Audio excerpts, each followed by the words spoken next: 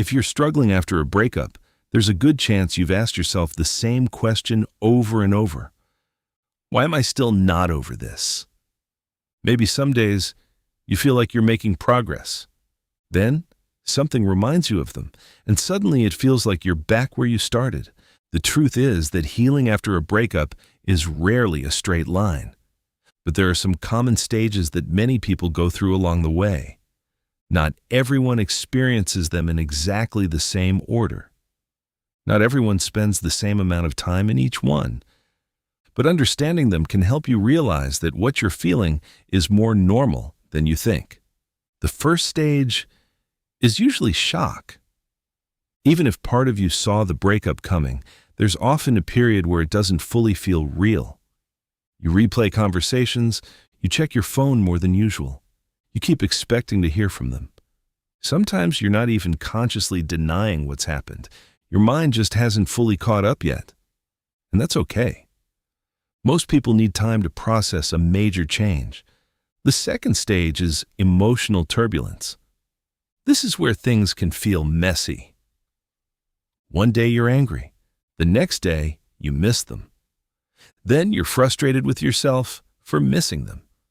You might spend hours replaying the relationship, wondering what you could have done differently. You might imagine conversations you'll never actually have. It's exhausting. But it's also a normal part of processing loss. You're trying to make sense of something that hurt you. Eventually, many people reach a stage where they stop fighting reality quite as much. Not because they're completely healed, not because they're suddenly happy, but because they're starting to accept what happened. This is often the point where you realize you can think about the relationship without being completely overwhelmed by it. The breakup is still painful. It just isn't consuming every waking moment anymore. Let me ask you something. Which of those stages sounds most like where you are right now? Are you still in shock, still riding the emotional roller coaster, or are you starting to feel a little more grounded? Let me know in the comments. Because the next stages are where life starts expanding again. The fourth stage is rediscovery. This is where your attention slowly shifts back towards yourself. You start remembering things you enjoyed before the relationship. You reconnect with friends. You revisit old interests. Maybe you try new things.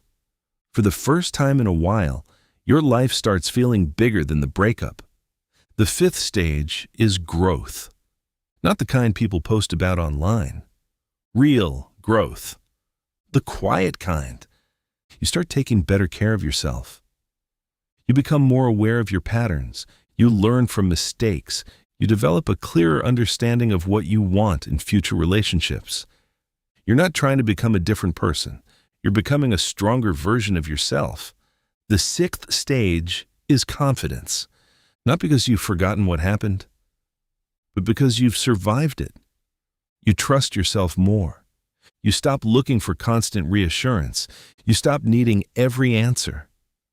And little by little, your self-worth stops depending on whether your ex misses you. That's a powerful shift.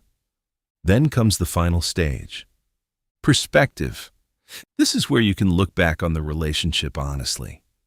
You can appreciate the good parts without ignoring the bad ones. You can recognize what you learned without wishing you could go back and change everything. And most importantly, you stop viewing the breakup as the end of your story. It becomes one chapter, an important chapter, but not the whole book. A lot of people think healing means never thinking about your ex again. That's not really how it works.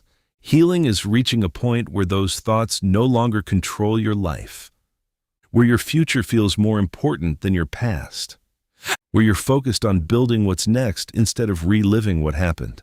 And that takes time.